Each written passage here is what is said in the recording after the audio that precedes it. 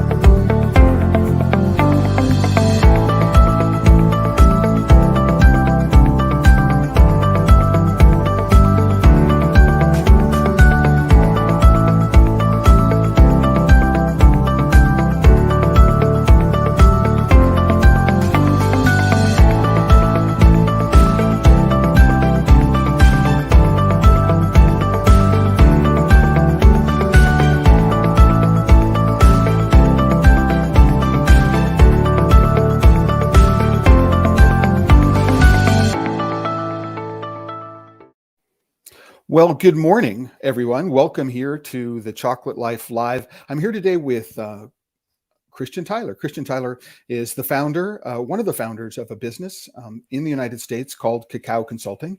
And what Cacao Consulting does is it helps companies that are looking to go from either just they have an idea and they don't know how to bring it to market, or they are in the market, they've got a product, they want to figure out how to scale up, and they need some help in scaling up. And they may be looking for manufacturing, packaging, recipe development, all sorts of things. Christian, have I fairly represented what it is that you do? And would you like to give us a little bit about your background and how you came to Cacao Consulting from whatever it is that you were doing before you got here? Yeah, Clay, I think you explained it pretty well. Thank you very much for that. Cacao Consulting was a company that I like to say that I sort of got drafted into. I've always loved chocolate. I've been involved in chocolate for as far back as I can remember. My first chocolate memories come from the 1970s when I lived on the East Coast with my family, and when I was quite small, my aunt was a stewardess at Swiss Air, and she'd fly into Boston and bring me a box of chocolates that came from Geneva. And it was a regular thing that I'd get these good chocolates. So, I always had this love for chocolate for that reason. I couldn't figure out why the Swiss could have such better chocolate than we have in the United States. And that just sort of made me more and more curious. I was blessed to live in Ashland, Oregon at one point in my life, and I was neighbors to Frederick Schilling, who founded Dagoba Chocolates, and he taught me a lot of things about chocolate, and I was really blessed by that opportunity.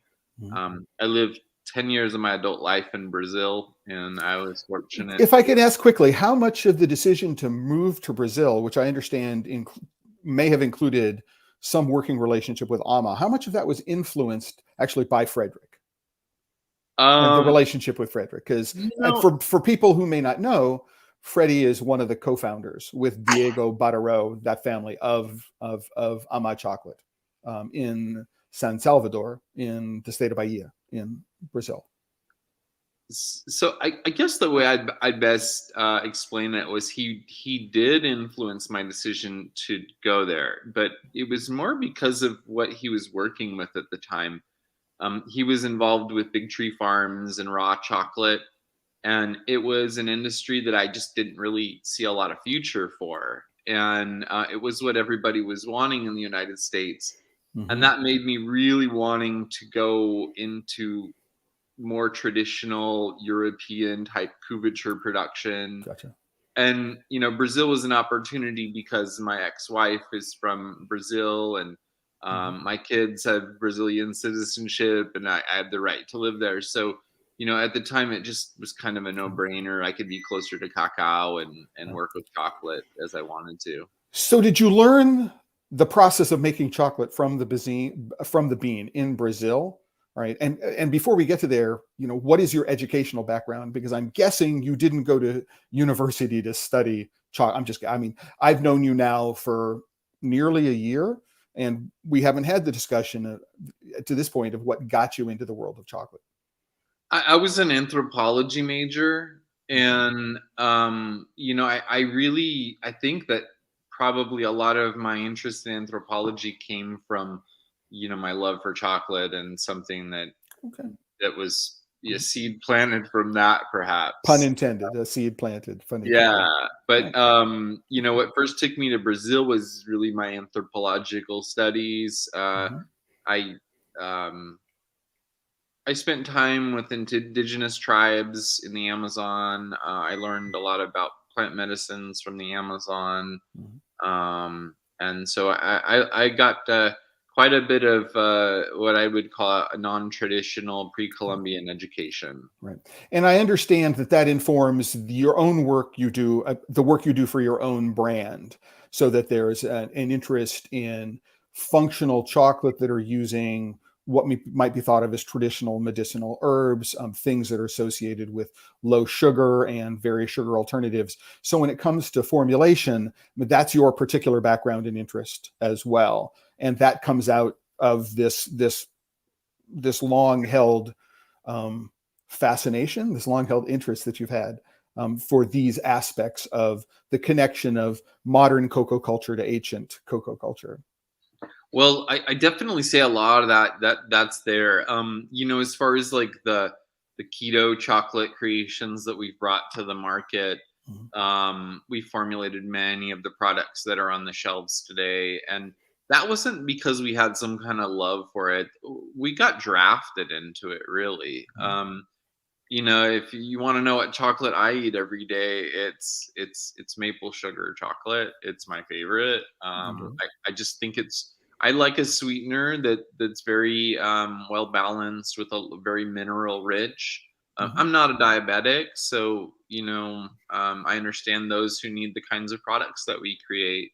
Mhm. But yeah, that's more of my Right. interest, is like premium cocoa and bringing it to market. What we try to do a lot of is, rather than adding natural flavors and things like this to the products like so many companies do, we try to start from the beginning of finding the cocoa bean that's going to give the desired flavor into the chocolate that we're trying to create. Mhm. So, as an example, I had a client one time, and they were working off of a formula that had some kind of cherry flavor in their chocolate, and I said, "You don't need to do that. I mean, we have like Tanzania tastes like cherries. Why would you want to do that? I mean, you can Right. buy this cocoa, and it's a great guy who grows it, and he's a friend of ours." And Mhm. so we just really try to work with cocoa from that perspective of how can we work with the flavors of the world and combine them to create the ideal flavor profile for our clients. All right. So let's jump in right there. I mean, so let's talk about it. When the average potential client comes to you, right? What is it that you're looking for them to provide you, right? And what do you find are the topics, the subjects, the things that they may not know they don't know, and so this becomes a a process of building a relationship with them to understand what they're really trying to achieve. But I'm a new client. What do you want from me in order to be able to say yes? We can help you achieve your dreams. So, what we like is just a really full, transparent relationship. I mean, with every client onboarding process that we do, we start off with a personal conversation. And we just do like a video meeting like we're doing right now, and we talk with the potential client about what their goals are and what they want to do. um, Sometimes we just give them free advice and send them on their way. Sometimes we onboard them. Mhm. We always try to give them a little bit of advice to at least like point them in the right direction, Mhm. because sometimes we're not a fit for what they want to do. Sometimes it's really difficult to find some of the solutions. I look at co-manufacturing a lot like finding the pieces of a jigsaw puzzle and fitting them together, because that's really a lot of what it is. You have one client who has one need for a type of product that's non-dairy, one that needs dairy in their product. It can be quite difficult to find a solution for all the different certifications, let's say, that people want to have. Mhm. Yeah. So we just try to start off from that perspective of sort of evaluating what they want to do. Mhm. And then also we want to make sure that they're grounded in reality. Because unfortunately, um, it's an expensive thing to do, to go through the research and development phase, let's say. And we Well, like to try. if I can jump in, here. Let's say that, what I am is, I'm a small chocolate maker, and while I really love the manufacturing process, right, at some level, I know that I'm constrained by my ability to produce. But I have a real fascination for recipe development and formulation, and I have recipes, I have formulas. And what I'm looking for somebody to do is to help me make this transition from, right, oh, I've got, a small melanger, how do I meet 3 times the demand or 4 times the demand? And then, how do I move? And if at what point do I outgrow Cacao consulting, right, and then move into another larger facility? Because I think that that's a part of, realistic expectations about the market, understanding what it is that I want to do. So if we can, what's the sort of, do you prefer to people who just come to you with an idea and have no product that they've been making? Do you like people who are, they've been making a product, but what they need to do is they need to say, okay, now I need to produce 10,000 pieces and put them into retail ready packaging so I can get them into the market, so I can do some testing. What are the Like kinds of, yeah. we're a full service consulting firm, A to Okay. Z, when it comes to chocolate Yeah. manufacturing. I mean, Mhm. we do just about everything there is. Mhm. We have clients that come to us in all different forms. We have clients that from the beginning, they're like, hey, we need to start from the beginning. We need to create a product. We have clients sometimes that are just having trouble because the co-manufacturing agreement that they have is not working out for them. In fact, that's a lot of what we see these days, because a lot of the larger co-manufacturers during COVID started Mhm. turning away business. So So in all, did they turn away business because they just needed to turn away business, or did they said, no, we need to change what our MOQs, our minimum order quantities are? I mean, just, so, because I think that that dynamic, understanding what your co-manufacturing partners wants to do, what their sweet spot is, as you said, it's a puzzle, right? So, over the course of the last 2 years, what do you think the dynamics are? Why is it harder to find a good co-manufacturing partner today than it did at this point 2 years ago?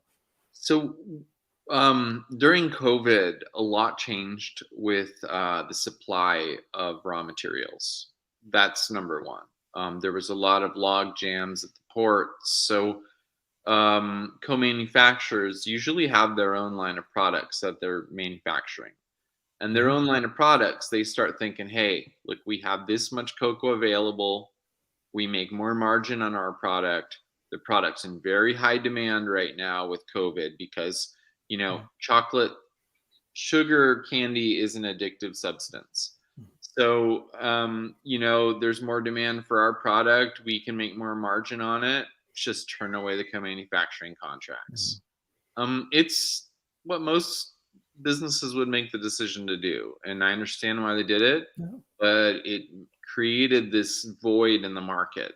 Mhm. And as a result, my business partner and I, we decided that we're going to have to open a co-manufacturing facility of our own this year that's going to be able to absorb a lot of this business, because we're seeing that our partners, and we work with a lot of partners around the country, around the world, to do projects, because not everything are we able to do in house. Mhm. So we really need to work with people in different places, and um, also we don't process dairy. That's another thing, Right. is we, you know. Yep. So yeah, just thinking about that. So again, from an unknown perspective, I'm looking for a co-manufacturing partner.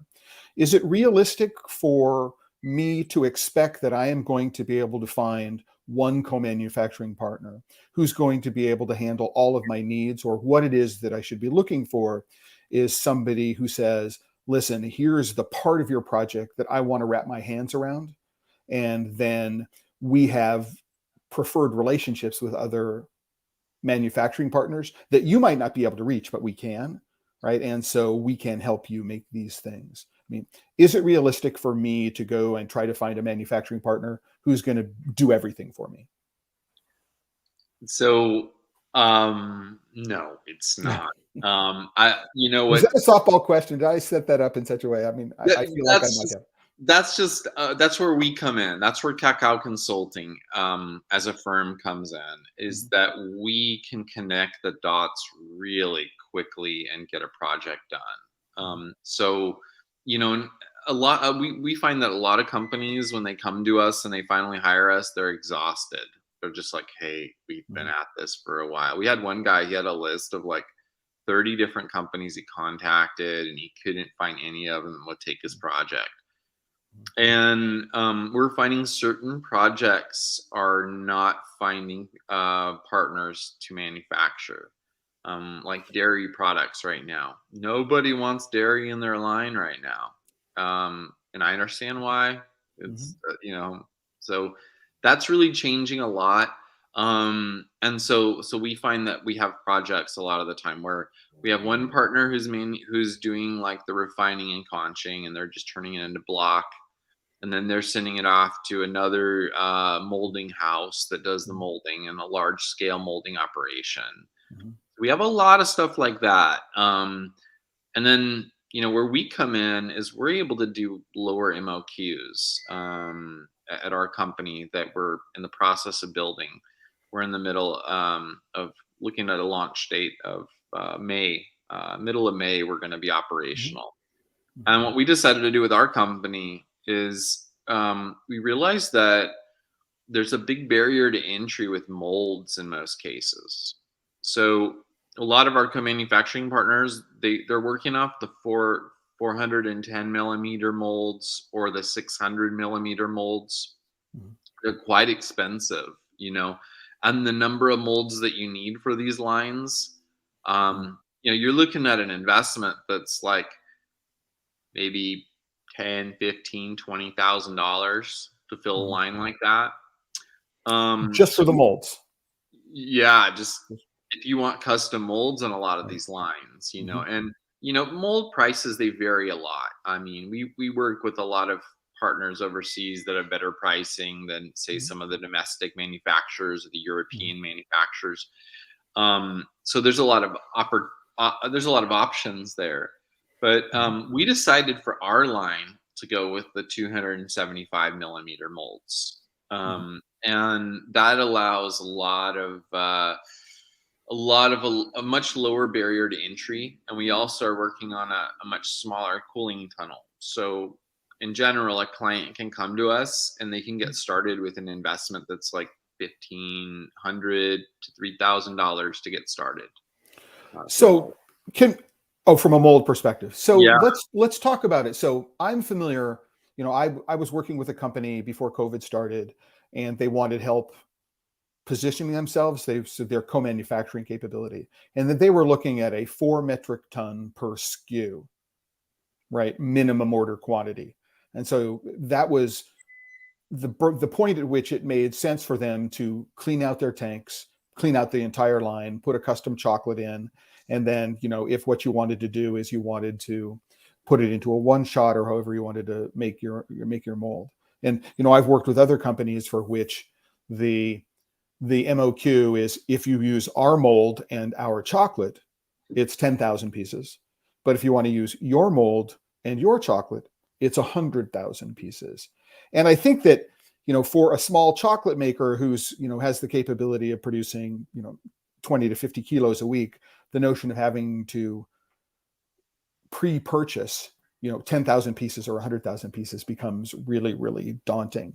And so, you know, From a co-manufacturing perspective, for finding somebody, I think that is the biggest challenge. I find I think a lot of companies face is they think they have a good idea. What is the capital investment required just to get what we might think is a proof of concept or minimally viable product that I can get out there so that people can put their hands on.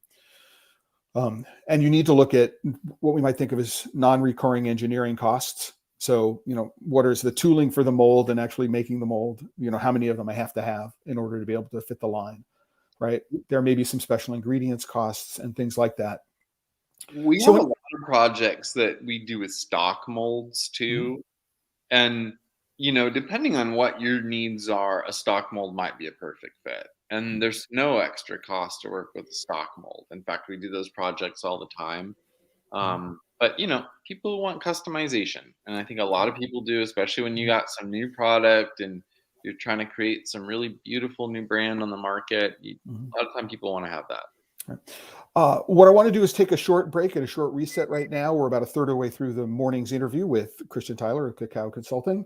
And I want to say, if you're in the audience, whether you're on YouTube, LinkedIn, or Facebook, and you'd like to share a comment or ask a question, just type it into the live chat or type it into the comments. We'll see it here and we can put it up on screen so that you can get your question answered. So let's spend a few seconds, if we can, maybe longer than a few seconds. So what is the connection between stock molds and packaging and custom molds and packaging, if we can? Because we need, so are you finding that people's expectations are realistic in terms of the kind of packaging that they can afford, right, at very small quantities, right? Or again, from my perspective, what should I expect that's reasonable when it comes to custom packaging? Packaging is probably the most difficult conversation that we have with our clients. It's always yeah, beauty's always to the eye of the beholder ultimately. So it requires that our client goes through that artistic process. We do a lot of that work for our clients. In some cases, they outsource that to us, and we do all the creative work for them. Mhm. It's quite fun. We like doing that stuff. We really like creating brands and that kind of work. But it requires a lot of soul searching, and that's why a lot of companies just prefer to outsource it. Mhm. But as far as the actual packaging in low quantities and low volumes, that becomes a difficult one. And I mean, it's all relative when you talk about low volumes. What would you consider to be a low volume, Clay? Well, what would I consider? So if I'm trying to prototype something, I'm going to want, I may want to produce more than one SKU. And so let's say across 4 different items, I might want to produce no more than 10,000 pieces and 2,500 pieces each. So I might have one basic shape for my box. I might have some graphics which get printed, which are the same on every box. And then I have to print the differences for every box, right? And, for, again, just one of the questions for small quantities, does it make more sense to sort of do an internal hand wrap and box wrap? At what point does going to a flow wrap and film begin to make more economic sense in terms of the number of pieces? Because, you've got a minimum order of, how many thousands of meters of film if you're going to do a flow wrap. Yeah, I hate to say it, but the flow wrap is always the least expensive option. I mean, anytime you can automate it, foiling is also another option if you have a foiling machine. But the flow wrapping is we find to be the most cost effective, Mm-hmm. just because it's pretty much just it's Mm-hmm. you have the work of actually having to have a human put the bar there in the line, Mm-hmm. but it's so minimal compared to actually putting it in a box. We find that the projects where you put it in the box usually cost the most because it's one additional step where the human has to actually do the work of putting it into something. Mm-hmm. The greatest number of bottlenecks we've seen are box design problems where they're just designs that aren't very well thought out. So if you're designing your packaging and you're trying to find out something that's going to be cost effective at the co-manufacturer, the best way to do it is to really look for something that you can easily open and close, and just put together really easily, like even a child could do it. And there's a few options out in the market of packaging like that that are really easy assembly. That's what you want. You want it to be someone to be able to rapidly assemble it. If there's 4 or 5 steps that the box requires, you could end up in a situation that it's costing you more than it's worth. And I've seen this conversation happen between co-manufacturers before, and their clients. Many years ago, I saw it happen. It's not fun. And the saddest thing is people will put their heart and soul into creating something. They'll think it's just perfect. They didn't think about how much labor would be involved in the assembly. So Right. And if I can make this observation, one of the sort of hallmarks of being a craft chocolate maker or specialty chocolate maker is this focus on hand labor as an indicator of quality. One of the reasons why this costs so much is there's just so much hand labor in it, right? And we can make a distinction between materials costs and labor in actually making the chocolate, and materials costs and labor in the wrapping and packing part of it. And we can look at those two things independently. But if I'm doing all the work myself in my own workshop and I'm paying myself out of profit, I'm not paying myself, a wage to do this work. I don't often think about the impact of how much an extra step or something that adds a penny per wrapper. I've got a sticker, right? And I have 4 stickers, and each sticker, they each only cost 2 cents, but by the time I get done, it's cost me 50 cents between labor and the cost of the stickers. And so I think that one of the differentiations we can make as we start moving out of the in-the-home workshop to go to a co-manufacturing is giving up some of the emotional attachment that we have to a particular way that we have been doing something, and realizing that if we want to have a sustainable business, we actually need to be open to exploring a bunch of different options that we might not have really been open to. Is that a conversation? I mean, do you have the conversation around the emotional attachment that people have to what it is they're doing? Is that a part of the conversation that you have with people? that's a difficult one. Yeah, there is many times, a lot of emotional attachment to the way somebody was doing something. Mhm. And we try to bring in a lot of the like Tony Robbins teachings about like if you keep on doing the same thing, you're gonna get the same results. Mhm. I'm a firm believer that if you change your approach, Mhm. something's gonna change. I mean, Mhm. if you're getting the same results and you're doing the same thing, you might as well try something different and see if it gives you different results. Mhm. So we find that we get clients with a lot of stubbornness from time to time. Typically, when the client will listen to us and our advice, they will succeed. And it's because we get to see this stuff all the time. We get to Yeah. see what the area that people are going into, the direction that products are headed. Mhm. We have a lot of insight that's really valuable. Mhm. And we've seen clients make costly mistakes. Mhm. So we try to guide them in the right direction. Sometimes stubbornness can be your worst enemy.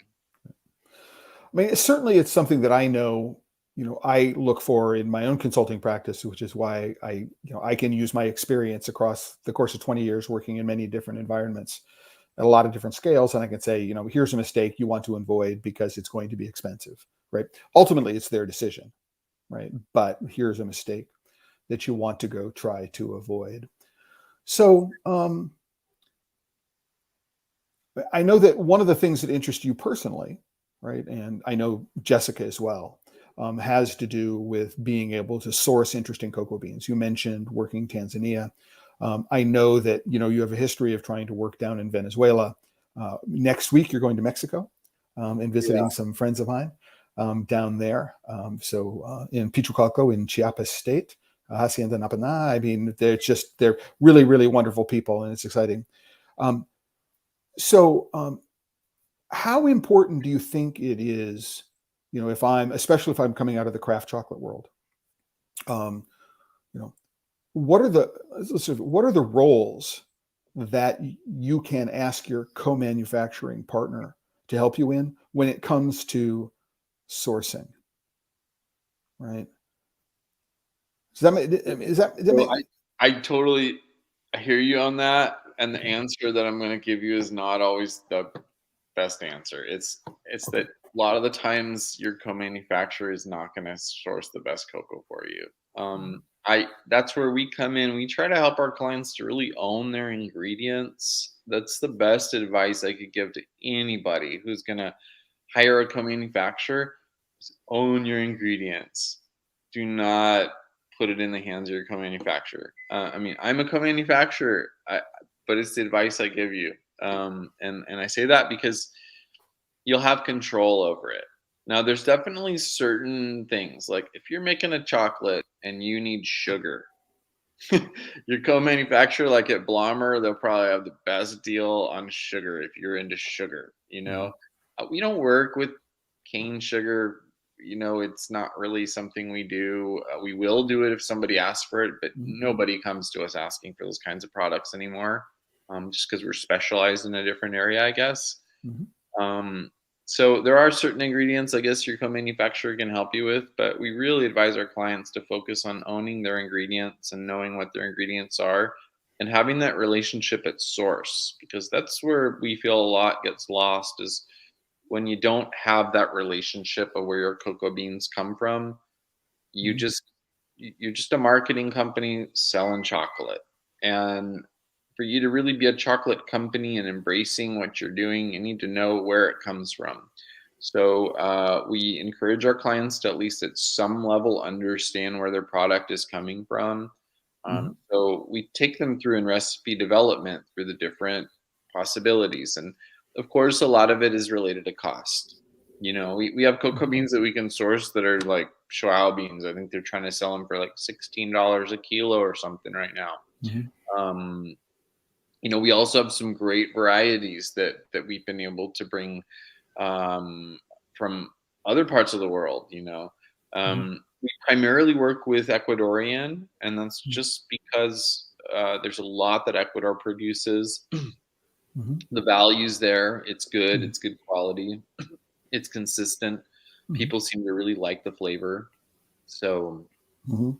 that's a majority of what we process. Okay. Well, I think that's a great segue because George, who's watching us on YouTube, asked this question. He says, Christian, I'm interested in your formulation, the R&D processes in developing a new chocolate process. Now, this is one of these really, really big questions, I think. I mean, it can go lots of different ways. Um, but, somebody is coming to you and they're looking for your help in doing something. What is I think that the approach in developing this, I think, is the question George is asking. And George, if you're asking a different question, please let us know, and we'll get your the clarification up on the screen. I'm Do you need me sorry. to put this back for you so you can see it? Yeah, that'd be great. Okay. So George, I'd be happy to talk to you about it. What we usually do in our process, like I was saying earlier, is we schedule a 30-minute video call with our clients, Mhm. and we just try to get an idea for what you want to do, what your budget is, how realistic it is, um, and then we'll have a conversation with you and figure out if this is going to be a fit for you to do it, if it's worth you making the investment or not. Mhm. um, like like I said earlier, we really try to help our clients or even potential clients go in the right direction. Um, so sometimes we have people that'll come to us and they're really excited and they really want to spend their money with us, and we'll tell them, look, We want you to get a little more firm on your business plan and come back to us in 3 months and let's check in. We just do that because we've seen companies, come to us and they really want to spend a lot of money on something, and we just don't want to burn through a budget that doesn't need to be burned through. We want to make sure that they're really clear on what they want to get done before we start spending those R&D hours. Gotcha. Well, there are only so many hours in the day. What I also want to just remind people that what they can do is they can go to thechocolatelife.com right now. So this is the current homepage of the Chocolate Life. And one of the stories is this co-packing 101. And they can go, I use co-packing because it was shorter, right? It would fit on easier to fit on the screen rather than co-manufacturing. But what you'll do is you will find a link to the Cacao Consulting website. You'll find the links where you can watch this. If you're not watching live and you want to be able to find these resources after the fact, you can go to any of these links where you can go watch these streams afterwards. You'll find information about the calendar here on the Chocolate Live. I maintain a live calendar for everything that's upcoming. As well as a complete archive of all of the interviews we've done here on the Chocolate Life Live. So you can go in and you can binge watch. And if you don't want to binge watch on the Chocolate Life, you can go and you can binge watch on the Chocolate Wire on YouTube. And right, so everything that you need is there. And as you can see, we're in the middle of a live stream right now. So it's very, very cool. So, this is how, if you need to go and review any of the things that we've done here, you can go and review them. I would like to, before we jump back to you, Christian, remind people that today's episode of the Chocolate Life Live is actually being sponsored by the Chocolate Life. And if you like what it is that we're doing, you can go to the Chocolate Life and become a member, even a free member. All of your support helps us, make these things happen. And so we appreciate all the support that you give us. So one question that occurred to me around George's question, Christian, was at what point do you think it is appropriate, if it is ever appropriate, to require a non-disclosure agreement, right? Right. I am coming to you and I think I've got the next thing since M&Ms, right? So it is going to be, just flying out the doors. And what I want to do is I want to get you, Cacao Consulting, to sign a non-disclosure agreement. And I understand why that happens, because often you as a company have development projects that you've done or in the process of doing for which there could be a potential conflict and you need to protect yourself. But what is protectable under a non-disclosure agreement? And how are non-disclosure agreements different from non-compete agreements? And at what point does really thinking very closely about protecting intellectual property in this sense make an enormous amount of sense? Well, for full disclosure, I'm not an attorney, but I am not a lawyer. Neither am I. uh, I'm just answering the question. we sign a lot of non-disclosure agreements. Sometimes it's just to ease our clients' anxiety or potential clients' anxiety. Sometimes they come to us and they are so set on needing an NDA that they can't even talk to us on vague terms about what they want to have done. We try to just pinpoint if we can do the project prior to signing an NDA. And the way that we do that is like we qualify them based on what they want to process, what they want to have made. And so we just try to find those things that are going to qualify, at least for us to say, hey, this looks like something we can move forward on. And if it fits, we'll sign the NDA and then get into the details. And usually at that point, there's already a pretty firm determination that we want to work together. But we're always open to signing an NDA if somebody wants to tell us their secrets. And most of the time, we find that their secrets are not as secret as they thought they were. Yeah, it's something that we know how to develop. There's only so much we can do. Right. And when it comes to innovation, when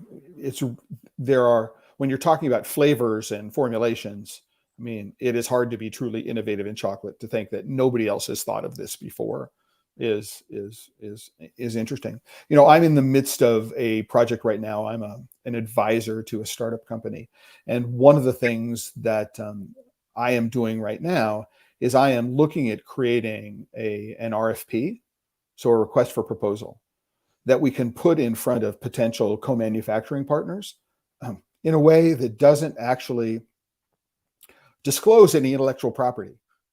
So what it does is it says, here is the project and here is the product. But when it comes to the specifics of recipes and things like that, you know, we're not disclosing that yet.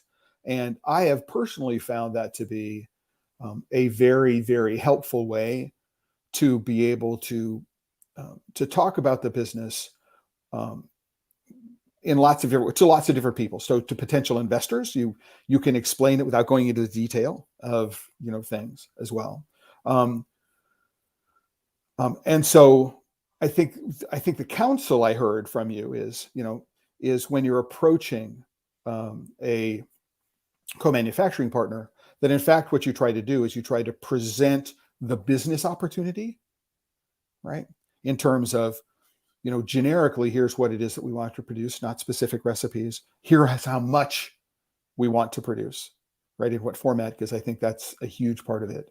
And then work with the potential co-manufacturing partner to find out what the unknown unknowns are, or work through the known unknowns, right? To figure out if there is a fit, right?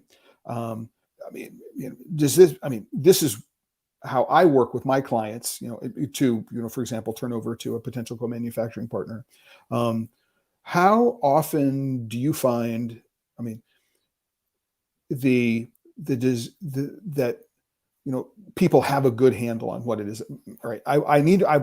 So in the specialty food world a couple of years ago, everybody was making salsas in Texas. Everybody had a grandma. Abuelita had the best salsa in the world. And you went to the fancy food show, and all of a sudden there were 300 small salsa makers in the world. You know, we don't need those. But everybody thought they had the best product in the world.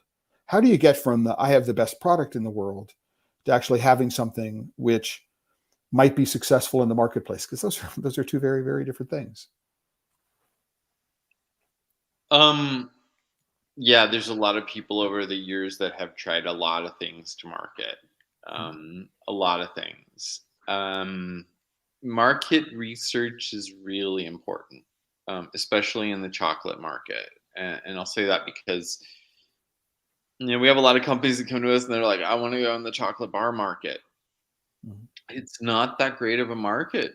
It's just, I mean, that shelf is really, it's kind of like the beer aisle at your local grocery store. I mean, you got Budweiser, you got Coors, you got Miller, you know, Mhm. primarily dominating that shelf space. So they've paid those slotting fees to get there, to get that space. You Mhm. somewhat have the same thing in that chocolate aisle, the chocolate bar aisle. You don't have a lot of room for innovation in mainstream conventional grocery. You'll see some traction in bars going into the, you know, the Whole Foods. You'll see some new brands going in places like that, but even that's been heavily slotted. So um, Mhm. there is a lot of room with some of the newer innovations of like something that's a filled bar, truffle type product. You know, we're seeing a lot of that kind of, you know, market move in that direction.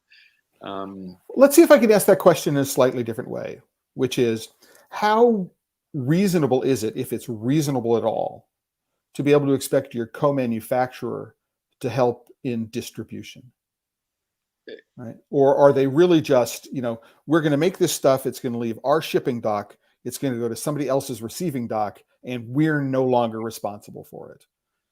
we're a co-manufacturing company that was born out of a consulting company because we saw a void in the market for a lot of services, and we, you know, so basically what you're describing is what we've been working on with most of our co-manufacturing contracts. Is like, okay, truckloads are ready. When are the trucks arriving? And Right. you're working on those levels where there's not a lot of forgiveness Mhm. in any case. You're just like, you're gonna just process this as machine like as possible. And we're trying to bring more of the humanity to it, Mhm. where you can work with a co-manufacturer that can be a little bit more forgiving with you.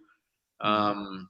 Yeah, so there are some pretty brute steps, and most of those co-manufacturers who are great people, by the way. I mean, Mhm. we love our partners we work with, and Mhm. we understand what their challenges are because we visited them. It's space, so it's like if you just manufactured 6 pallets product for somebody, you're going to be really anxious to get it out the door as fast as possible because it's occupying space. Mhm. You want to get the next thing on because anytime something's occupying space, that is not allowing you to be able to make more profit. So it's Right. a game of moving pallets in and out all the time. Servicing the needs of other customers. Yeah. So, I remember a particular project that I was working on, and the co-manufacturing partner was down in Costa Rica, and they were doing chocolate covered nuts and chocolate covered nibs and, chocolate covered this and that and the other. And the challenge we had is that we needed to put everything into a 40-foot refrigerated container, right? And they needed to lease the 40-foot refrigerated container. And I think it took almost 2 months, given their manufacturing capacity, to fill the 40-foot container, right? And when you're looking at, a product that, people are looking for shelf life once it arrives, right, in their warehouse at over a year. I mean, that actually becomes an issue. So I don't. I think that you said it in an interesting way, which is that, as a co-manu as in wearing your co-manufacturing hat, you want to get products in and out as quickly as efficiently as you possibly can, right? And so that I, as a customer, need to be aware of that. That um, uh, you know, just it's not necessarily something that people think about, right? When they come to you looking for things, it's one of those. I don't know anything about co-manufacturing, and so I don't know what to ask, and I don't know what the requirements are going to be at the other end. Um, I think it's reasonable to expect on a small level, like the co-manufacturing facility we're building, we're doing fulfillment. But if a large company came to us tomorrow and wanted to give us a large project and say, "Hey, yeah, we want you to fulfill everything," they'd basically be taking up all of our bandwidth. mhm. So that's what happens with these kinds of companies is they don't have the ability to be able to pick and pack every single order that somebody might need. On a Well, small scale, it's doable. Like in our operation, it's a doable thing. let's take that situation and see if we can unpack it a little differently. So, you know, the co-manufacturer, right, has a certain amount of capacity.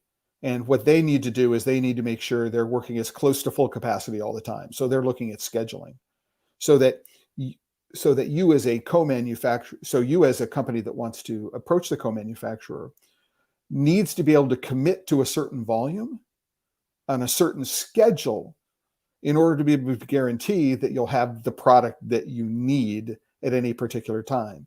If you come in and say, "Oh, I only need 2,000 pieces now," and you come back 3 months later and you need 2,000 pieces, and then 5 months later you come 2,000 pieces, the co-manufacturer goes, from a priority level, you've just gone down the list, right? Because we need to service the repeat customers at higher volumes. So, how do I, as a potential client of yours, um, approach that, manage that risk, because there's risk on both sides. I'm sorry, which risk are you referring to exactly? It has to do with making sure that there's enough. So you're a co-manufacturer, and you have a certain amount of capacity. You want to make sure that capacity is filled, right? And so if you have a client who's coming, who says, I want to be able to, uh, I want you to commit to manufacturing my product for me, but I'm not willing to commit to regular quantities on a regular schedule. That represents risks for both of you, right? Their risk is that you might be in the middle of a big job and you can't stop what you're doing for them, right? Right. And your risk is that if you wait for them, you have to turn down other business. So how do you approach that topic and working on managing that risk? So we typically try to get our clients to have a plan of a quarterly production, and Mhm. you typically want to be planning your company to grow and planning on having increased sales volumes. So it goes back to the business planning to begin with, is that if you are planning to pay for co-manufacturing, you should have a plan in place for how you're going to grow your business, um, and what your rate of sale is going to be. So we encourage the quarterly basis to be the plan. Of course, there's situations that come up. Usually, it's a cancellation in the summertime. You know, believe it or not, that's when finances are tough for chocolate companies because, Mhm. as we know, the sales typically happens between Christmas and Mother's Day. That's the cycle where we get 70 to 80% of the sales of chocolate. Typically that's the plan, is you go on a quarterly production basis and you keep an overlapping amount of raw materials for production. So you're typically going to need to have uh, double the amount you need for a production at all times on hand. And that's important because your relationship with, say, your distributor, with large retailers that you want to do deals with, that Mhm. can be affected. And those distributors that service those large retailers like KeHE and UNFI, they have very unpredictable ordering schedules. It's Mhm. really difficult to understand why they will triple order to fill orders that you're getting from a client. Mhm. It's hard to understand. It's like based on an algorithm or something, but you just get these orders and you got to be able to produce them. Yeah. They have very, very sophisticated demand forecasting models in their supply chain systems in order to be able to figure that kind of stuff out.